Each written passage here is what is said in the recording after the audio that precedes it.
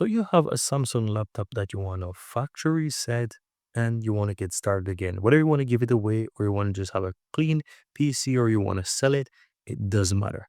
This is how you do it. Once you're on that Samsung PC, right click on the Windows icon and go to settings. Under the settings section, click on system on the left side, scroll down and you want to find recovery.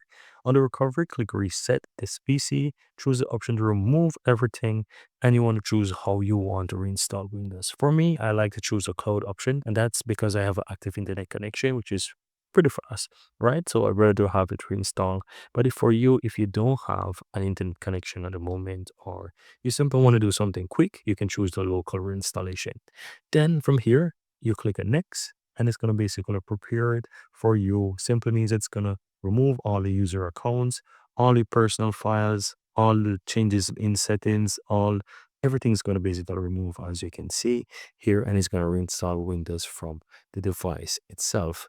And once you're ready, click and reset, and that's all that you have to do. Wait until this is completed and your Samsung PC will be reset, or let's say factory reset, like when you just take it out of the box and set it up for the first time. And that's pretty much it, guys. Very easy and very simple.